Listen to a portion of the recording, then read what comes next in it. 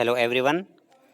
अब हम इकोनॉमिक्स का एक और टॉपिक डिस्कस करेंगे और हमारा आज का टॉपिक रहेगा criticism of law of equi marginal utility, यानी जो सम सीमांत उपयोगिता का सिद्धांत है या नियम है, उस नियम की अब हम आलोचना डिस्कस करेंगे।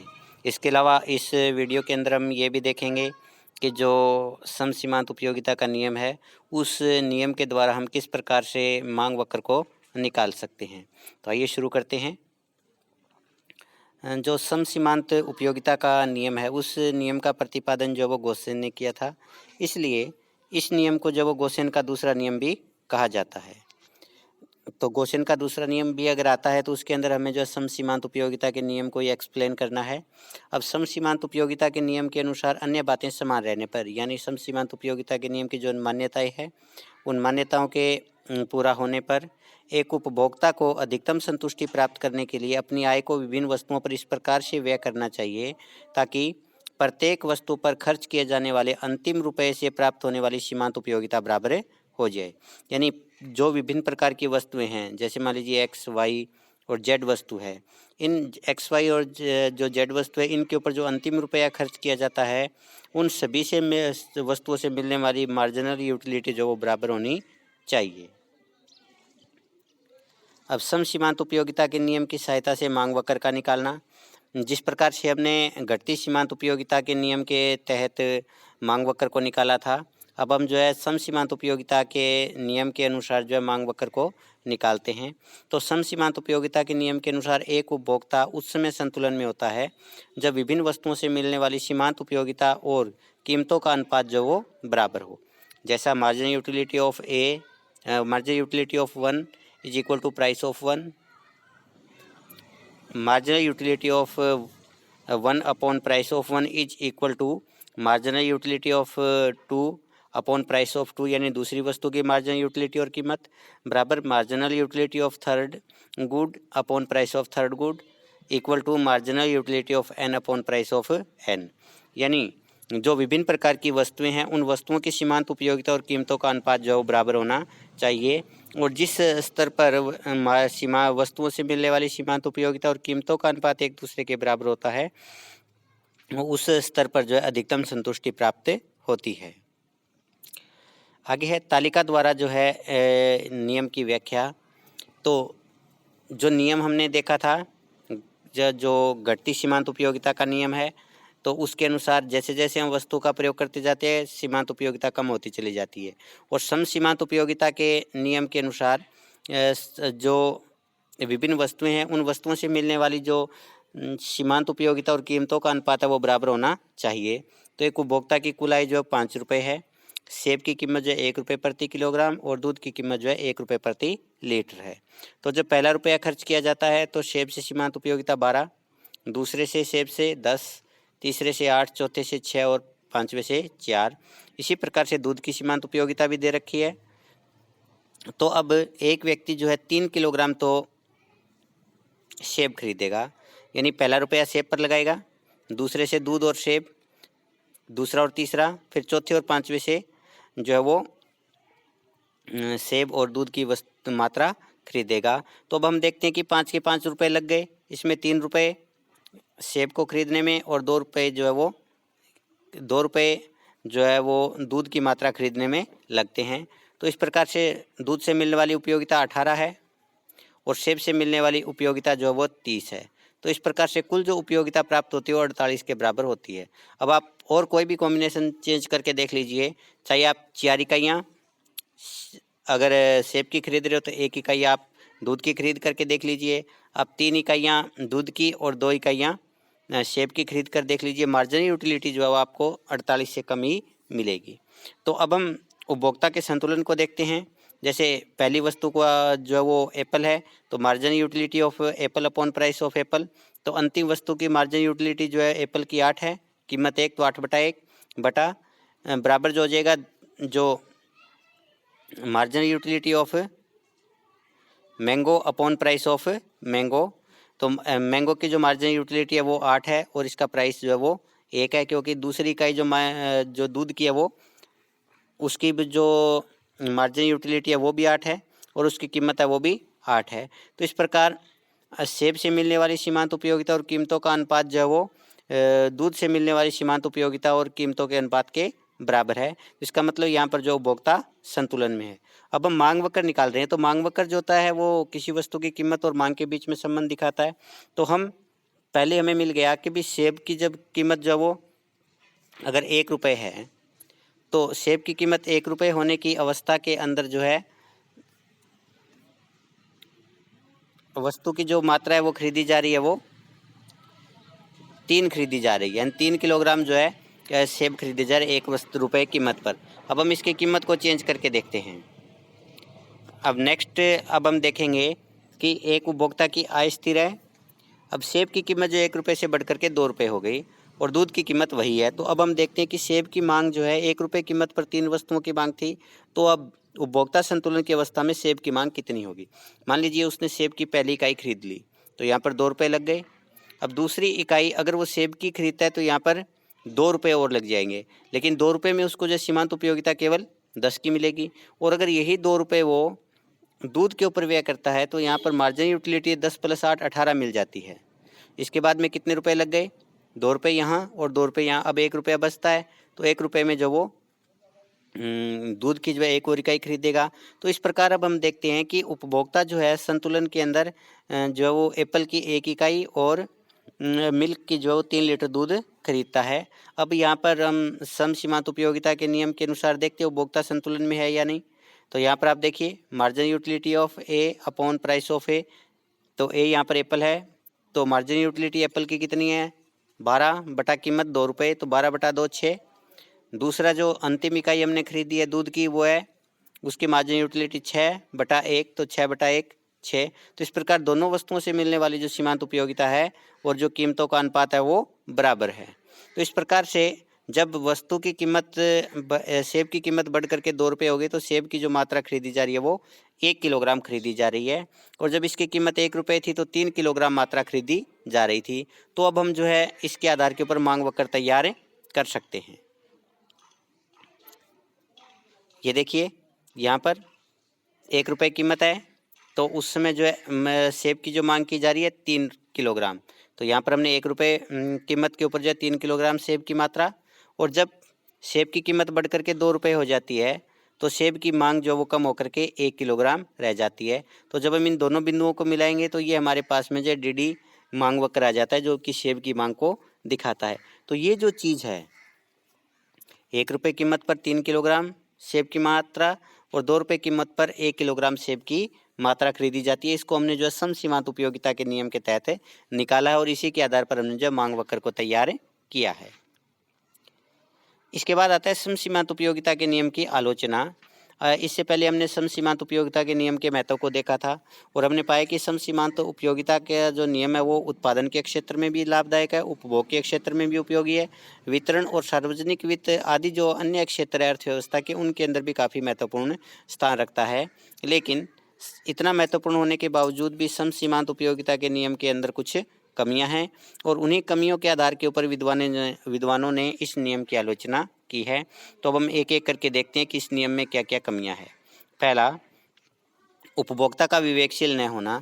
सम सीमांत उपयोगिता के नियम के अंतर्गत ये माना गया है कि उपभोक्ता जो वो पूर्णतः विवेकशील होता है, लेकिन कई बार उपभोक्ता जो आलस के कारण जो है दूर जा कर के अधिक जो उपयोगिता वाली वस्तु है उसको खरीदने की बजाय लोकल या स्थानीय स्तर पर जो कम उपयोगिता वाली वस्तु होती है उसको ही परचेज कर लेता है, इसलिए वो अधिकतम संतुष्टि प्राप्त नहीं कर सकता। कई बार रीति रिवाजों के कारण, आदतों के कारण, फैशन के कारण या सांस्कृतिक जो प्रथाएं होती है उनकी वजह से उपभोक्ता जो होता है वो कम उपयोगिता वाली वस्तु खरीद लेता है, इसलिए उपभोक्ता जो है पूर्णतः विवेकशील नहीं है, इसलिए ये जो सम सीमांत उपयोगिता का नियम है ये लागू नहीं होता। दूसरा, उपभोक्ता का हिसाबी न होना। सम सीमांत उपयोगिता के नियम के अंतर्गत ये माना गया कि उपभोक्ता जब भी वस्तु खरीदता है तो प्रत्येक वस्तु से उसको कितनी सीमांत उपयोगिता मिलती है इसकी गणना करता है। लेकिन आज तक आपने भी बहुत सारी वस्तुएं और सेवाओं को जो वो परचेज किया होगा, लेकिन देखिए क्या कभी आप हिसाब लगाने के लिए बैठते हो कि इस वस्तु से मुझे इतनी उपयोगिता मिल रही है, इस वस्तु से मुझे इतनी उपयोगिता मिल रही है? तो इस प्रकार से प्रत्येक उपभोक्ता जो होता है इतना एफिशिएंट नहीं होता कि वो प्रत्येक वस्तु को परचेज करते समय जो सीमांत उपयोगिता का हिसाब किताब लगा पाए। और जब तक एक उपभोक्ता सीमांत उपयोगिता का हिसाब किताब नहीं लगाता है, उसे सभी वस्तुओं से मिलने वाली सीमांत उपयोगिता की जानकारी नहीं होती है, तब तक वो जो है अधिकतम संतुष्टि प्राप्त करने वाला डिसीजन नहीं ले सकता और ये सम सीमांत उपयोगिता का नियम लागू नहीं हो पाता। नेक्स्ट है वस्तुओं की कमी। कई बार जो अधिक उपयोगिता देने वाली वस्तुएं होती है बाजार में जो उनकी पूर्ति कम होती है, और जितनी वस्तुएं चाहने वाले उपभोक्ता होते हैं या उपभोक्ता जो जितनी वस्तुओं का उपभोग करके अधिकतम संतुष्टि को प्राप्त करना चाहते हैं, उतनी वस्तुएं जो होती है मार्केट में अवेलेबल नहीं होती है। इसलिए मजबूरी के अंदर उपभोक्ता को जो है कम उपयोगिता वाली वस्तु खरीदनी पड़ती है, जिसके कारण ये नियम लागू नहीं होता। जैसे मान लीजिए कि प्रत्येक व्यक्ति चाहता है कि एलपीजी का सिलेंडर जो उसको अधिक उपयोगिता देता है, इसलिए मैं एलपीजी का सिलेंडर खरीदूं। लेकिन मार्केट के अंदर अगर एलपीजी के सिलेंडर की कमी है, तो हो सकता है कि एक व्यक्ति जो है कोयले से भी जो है खाना पकाने के लिए तैयार हो जाए। तो इस प्रकार से कई बार जो अधिक उपयोगिता वाली वस्तुएं होती है उनकी मार्केट में कमी होने की वजह से उनके जो स्थानापन्न कम उपयोगिता वाली वस्तुएं होती है उनका जो उपभोक्ता परचेज कर लेता है, जिसकी वजह से उसकी संतुष्टि अधिकतम नहीं हो पाती। इसके बाद है फैशन, रीति रिवाज, आदतों का प्रभाव। एक उपभोक्ता के व्यय पर जो है फैशन, रीति रिवाज और आदतों का भी प्रभाव पड़ता है, और कई बार जो है फैशन के कारण या रीति रिवाज या आदतों की वजह से एक उपभोक्ता जो होता है वो कम उपयोगिता वाली वस्तु को भी परचेज कर लेता है और वो जो है अधिकतम संतुष्टि प्राप्त करने से वंचित रह जाता है। तो इस प्रकार से जब रीति रिवाज, फैशन और आदतें जो होती है प्रभावित करती है उपभोक्ता के उपभोग को, तो वहाँ पर जो है सम सीमांत उपयोगिता का नियम लागू नहीं होता। अज्ञानता। कई बार उपभोक्ता को जो विभिन्न प्रकार की वस्तुएं होती है उन वस्तुओं की कीमतों के बारे में पूर्ण जानकारी नहीं होती।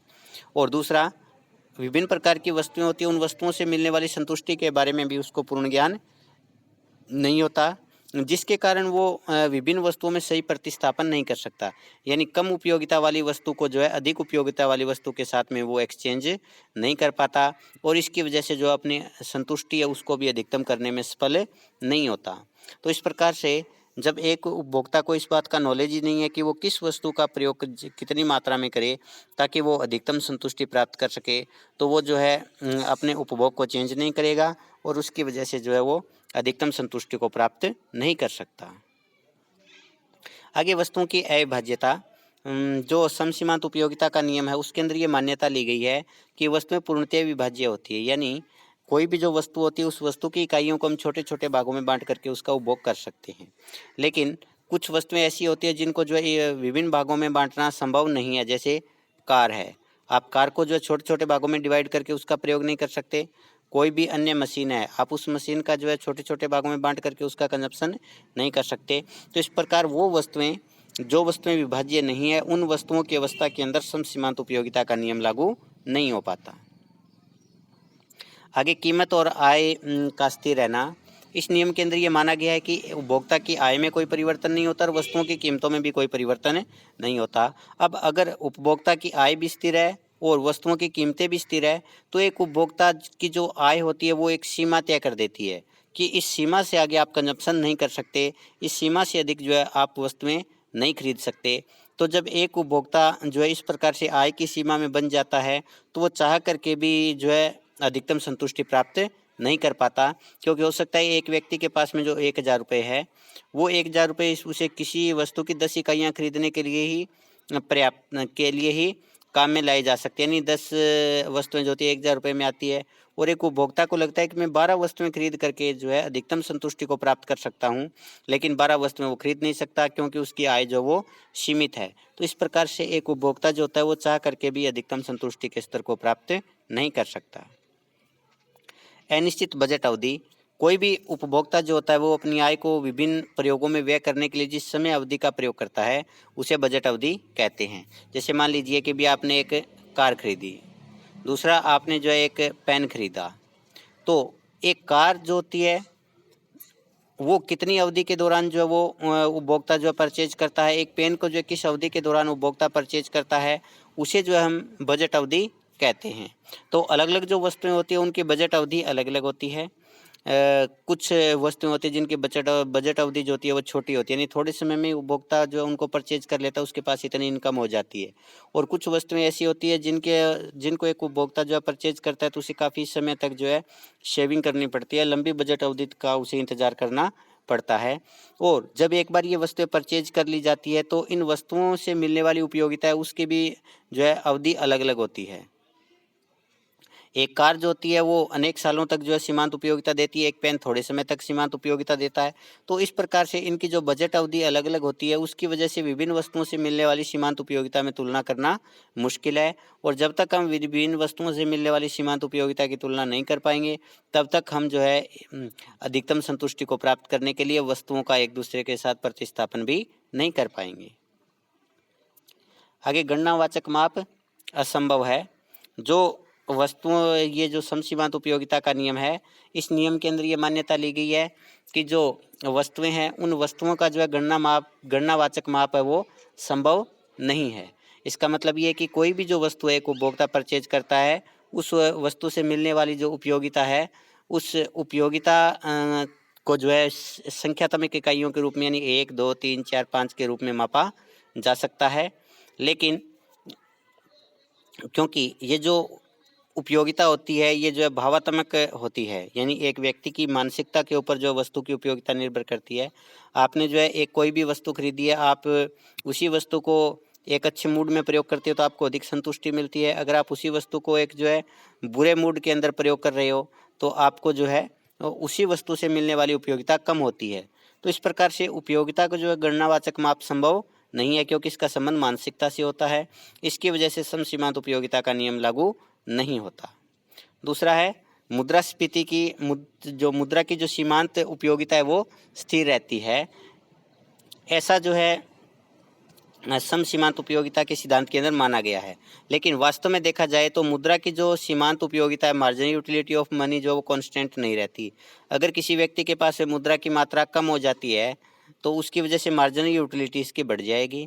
और अगर एक व्यक्ति के पास में मुद्रा की मात्रा अधिक हो जाती है तो उसकी वजह से जो मुद्रा की सीमांत उपयोगिता है वो कम हो जाएगी। तो इस प्रकार जब जो समसीमांत उपयोगिता के जो समर्थक है वो ये मानते हैं कि मुद्रा की जो सीमांत उपयोगिता है उसी के आधार पर जो है मुद्रा जो है किसी भी वस्तु से मिलने वाली उपयोगिता को मापा जाता है।